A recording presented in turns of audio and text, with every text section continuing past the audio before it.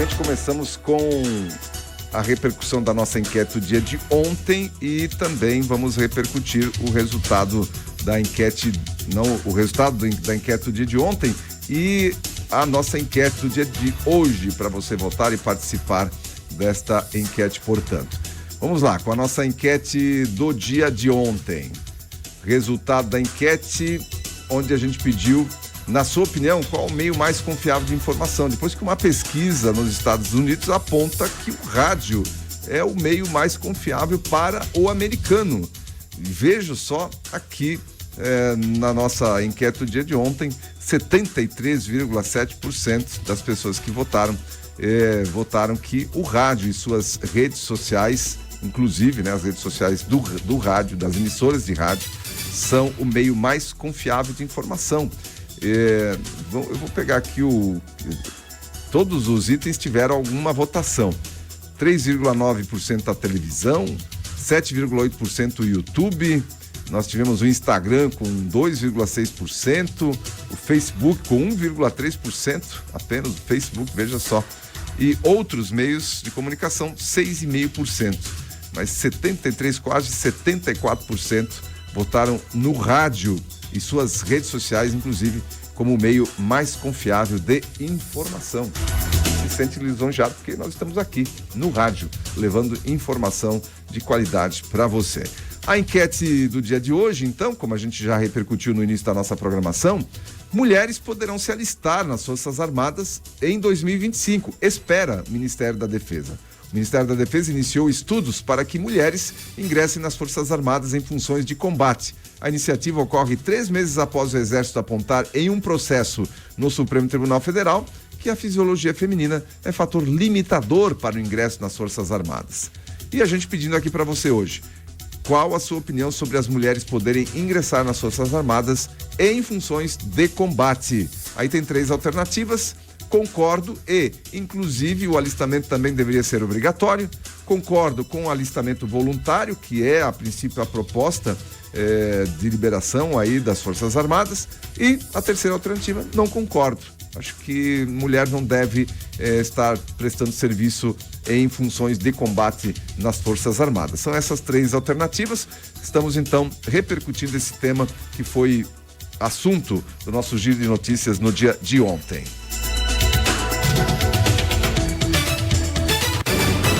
Indaial abre inscrições para a 3ª edição do Mutirão de Castração Animal 2024. Então estão abertas as inscrições para esse que é o 3º Mutirão de Castração Animal, uma parceria da Prefeitura de Indaial com o Instituto Bem Animal. A ação acontecerá no dia 21 de julho, no domingo, no Centro Público de Castração, na Rua Marechal Deodoro da Fonseca, 4600, no Ribeirão das Pedras. Cães e gatos poderão ser castrados. No caso de cães, as exceções são para as raças Pug, Bulldog, Pequinês e Lulu da Pomerânia. Já é tradicional, né, esse mutirão lá na cidade de Indaial, então está aí divulgado, né, esse mutirão de castração lá na cidade de Indaial.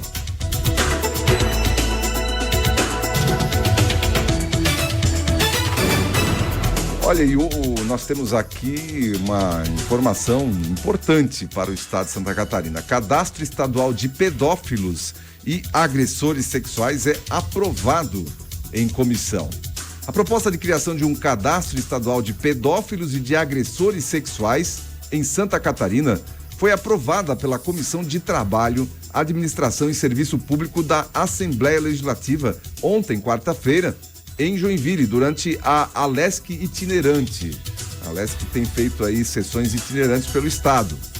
O projeto de lei, de autoria do deputado Carlos Humberto, do PL, propõe reunir em um banco de dados as informações sobre pessoas que tenham sido condenadas por crimes de pedofilia e agressão sexual. A proposta define como pedófilo quem tenha sido condenado por crime que atente contra a dignidade sexual de crianças e adolescentes. Já o agressor sexual é aquele que foi condenado por crime de estupro. O flagrante de pessoas cometendo quaisquer dos crimes previstos também será considerado para fins do disposto na lei, acrescenta o projeto.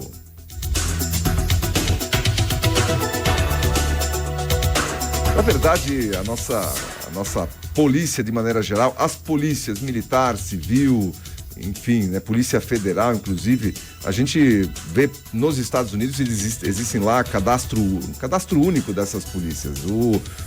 Quem tem acesso à informação tem acesso a toda a informação, né? Não existe cadastro separado, enfim. Aqui a gente tem muito que evoluir nessa questão ainda, já estamos, né? Já temos muita coisa boa acontecendo nesse sentido, mas temos muito que evoluir nessa parte ainda da informatização e da utilização dessa tecnologia na uniformização desses cadastros, para que em qualquer lugar do país um criminoso possa ser identificado, se tenha os dados pregressos dele, o que ele praticou, a ficha corrida, enfim, para que facilite o trabalho, né, da inteligência das polícias em termos de captura, de recondução de bandidos fugitivos, enfim, ou daqueles que saem da cadeia e reincidem novamente em crime. É alguma coisa positiva que está acontecendo aqui na Alesc, a aprovação desse cadastro estadual de pedófilos. Mas, como eu falei, já é um começo, mas isso deve haver um cadastro único nacional, né? Olha, uma informação que acende um alerta aqui na nossa região. O Vale do Itajaí lidera o ranking de violência contra a mulher em Santa Catarina. A Coordenadoria Estadual da Mulher em Situação de Violência Doméstica e Familiar do Tribunal de Justiça de Santa Catarina, também conhecida como CEVID, TJSC, elaborou pela primeira vez uma radiografia dos índices de violência contra a mulher no estado. Das 120.611 ocorrências registradas contra as mulheres em 2023, 27% dos casos aconteceram na região do Vale do Itajaí. Aí foram 21% no oeste, 16% na Grande Florianópolis, 15% no norte e também 15% no sul e 6% na Serra. Com uma população estimada de 7.610.361 habitantes, segundo o censo de 2022 do IBGE, o índice médio no estado foi de 15 crimes por cada 1.000 pessoas. A Coordenadoria Estadual da Mulher em Situação de Violência Doméstica e Familiar elaborou pela primeira vez, então, essa radiografia que mostra que o Vale do Itajaí lidera o ranking de violência contra a mulher. Alarmante esse dado. Realmente alarmante, no sentido da violência, né? E contra a mulher. E o detalhe é o seguinte, esse número pode ser maior. Os números que são apontados aqui podem ser maiores, né? Porque a gente sabe que tem muitas mulheres que sofrem no silêncio aí das suas residências, dos seus quartos, que não tem coragem, muitas vezes, por uma questão de vulnerabilidade, de pensar que não vão conseguir se manter, que não vão conseguir ter uma vida fora daquele relacionamento que tem ali. Elas silenciam e aceitam, muitas vezes, as situações abusivas pelas quais elas estão passando. Então, esses números aqui, esses dados, tendem a ser, infelizmente, maiores do que estão divulgados. Sem falar nas graves ameaças, né? E aí os dados estão aí, cabe também a nós, enquanto sociedade, cobrarmos ações mais rígidas e efetivas do serviço público, serviço de segurança pública. E uma legislação penal, né, que realmente proteja a mulher nesse caso, porque a gente tem aquela medida cautelar ali para que o camarada fique afastado, mas aquilo ali é um papel, não protege. Quantas mulheres foram mortas, inclusive, com aquele papel na mão, né? Não adianta. Então tem que ter, uma vez que tem comprovação de agressão, tem comprovação de ameaça, se o camarada tem essa coragem, ele vai ter a coragem, talvez também um percentual vai ter a coragem de ir lá e concluir aquilo que ameaçou, como já aconteceu em vários casos. Então, que a legislação seja mais punitiva em relação a esse tipo de situação. O cara bateu, o cara usou, né, da vulnerabilidade da mulher para se sobressair, para bater, para ameaçar, para agir psicologicamente contra ela também. Ele tem que pagar por isso e pagar o preço mesmo. Não adianta a medida cautelar.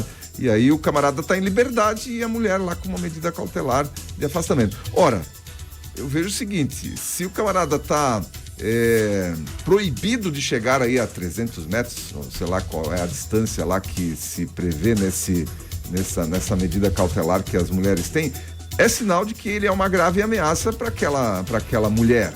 Então ele não devia nem estar em liberdade, devia estar preso, né? Ficar um tempo preso para ele ver o que é estar realmente afastado, né, da possibilidade de cometer qualquer crime contra a mulher que tem, então, aquela medida cautelar contra o ex-companheiro, ex-marido, enfim. Você sabe o que revolta também? Que a partir do momento que um homem que causou uma violência doméstica, enfim, ele é preso, aí ele tem toda uma proteção do Estado, né? Enquanto a vítima fica aqui fora com aquela sensação de desamparo. E aí, quem protege a vítima?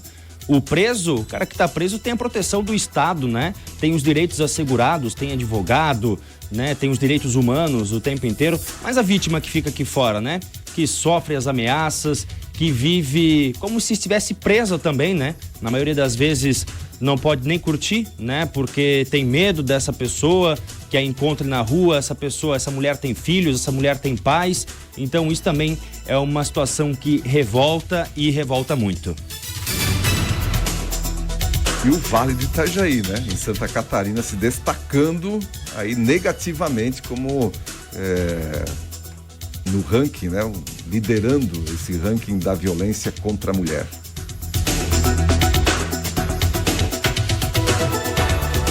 Pois é, a taxa das blusinhas foi aprovada pelo Senado. O governo conseguiu aprovar a taxa das blusinhas. Foi o apelido que esse projeto ganhou no Senado e no Congresso Nacional. Ontem, quarta-feira, com o apoio de partidos aliados, mesmo após a retirada do imposto do programa Mover pelo relator, o senador Rodrigo Cunha, depois da votação dos destaques, o texto precisará retornar à Câmara devido às alterações feitas no Senado, antes de seguir para a sanção e veto do presidente. A taxação voltou ao projeto de lei que cria incentivos para a indústria automobilística por meio de um destaque que propôs a retomada da criação do imposto de importação de 20% para compras no exterior até $50, cerca de R$250 pela cotação atual, por pessoas físicas. Qualquer pessoa, então, que comprar aí até $50 ou até R$250, 20% de taxação. O pedido de inclusão foi assinado pelos líderes do MDB, do PSD, do PT e do governo. Há ainda uma taxação de 17% de ICMS. Para o líder do PL, Rogério Marinho, a taxação das importações poderia ser feita pelo governo sem precisar passar pelo Congresso Nacional. Veja, 20% mais 17%, nós estamos falando de 37% de taxação sobre as compras. Ou seja, ninguém mais vai comprar, né? Daí vai ter que começar a fazer conta. Vai comparar o preço por aqui, vai verificar e vai avaliar se dá para comprar ou não pelo site. Taxação de 20% aprovada, então, lá no Senado. Deram um jeito de aprovar, né? Tinham tentado alguma forma de retirar isso do projeto, porque o projeto era totalmente alheio a essa taxação, mas voltaram a carga e conseguiram aprovar. Agora volta para a Câmara dos Deputados antes de ir para a sanção do presidente.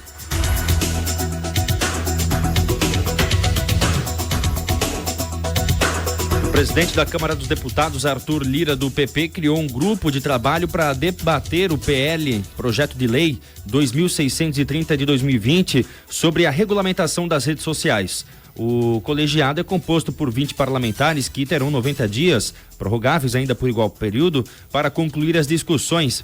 A proposta ficou conhecida como PL das Fake News e está em discussão há quase 4 anos. O documento prevê a realização de audiências públicas e reuniões com representantes da sociedade civil organizada, profissionais do setor, juristas e outras autoridades para ampliar as discussões sobre o tema.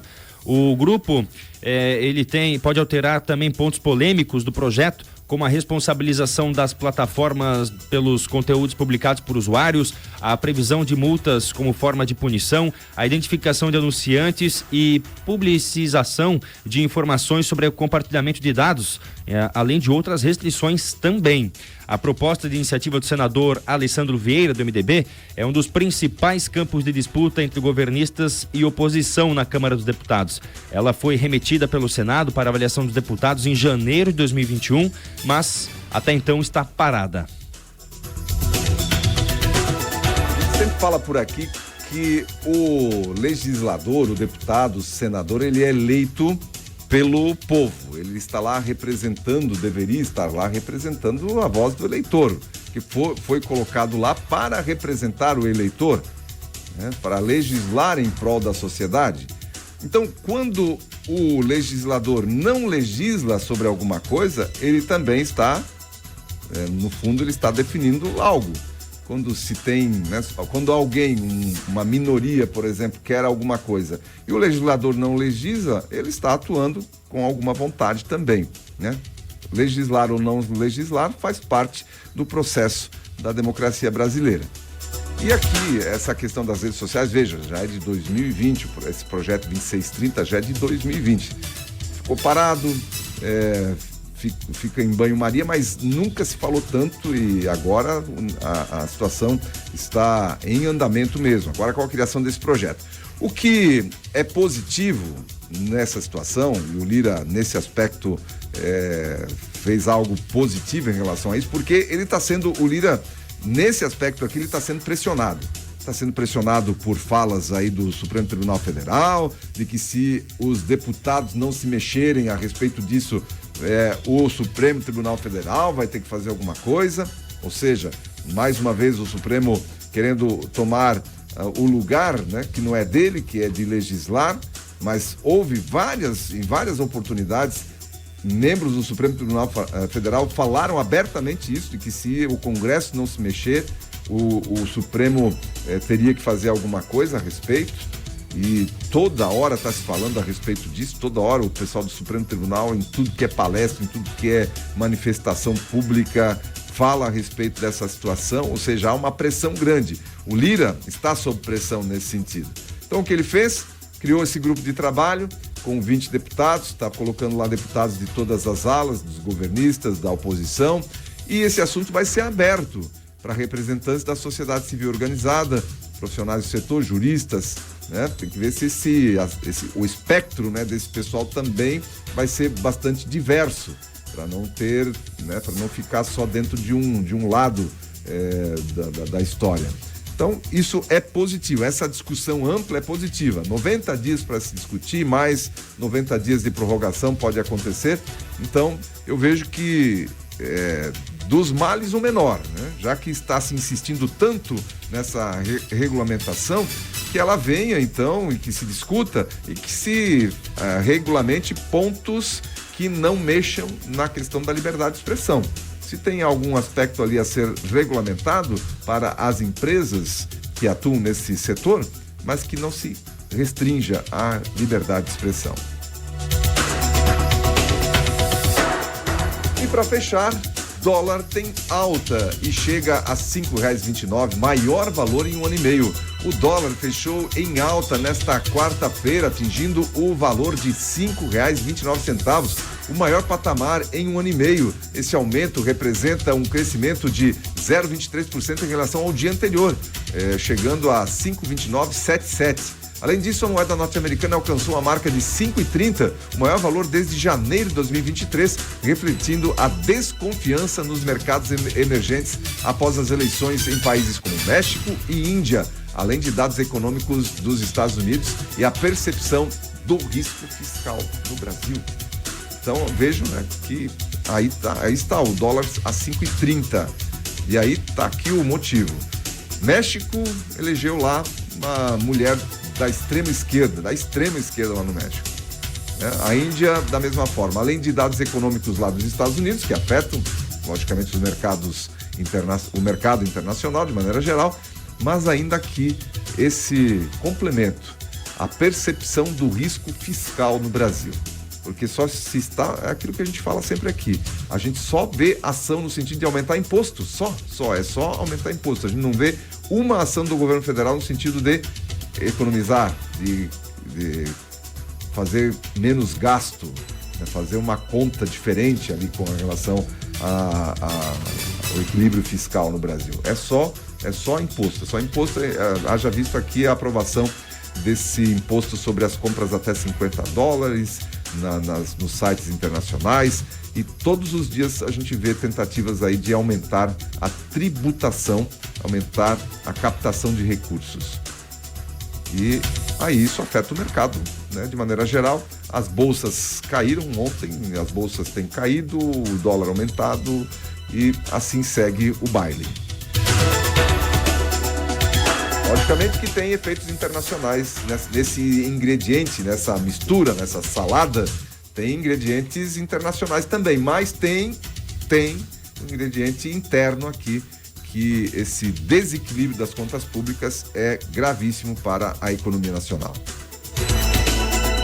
Eu só quero fechar, Roger, botando aquele vídeo ali da Polio e lembrando que neste final de semana nós teremos aí o dia D, sábado, dia 8 de junho, todas as unidades de saúde de Timbó estarão abertas para o dia D da campanha contra a poliomielite. Elas estarão abertas das 8 até as 17 horas, sem fechar para o almoço, aplicando a vacina. Gente, a vacina contra a poliomielite é muito importante, muito importante.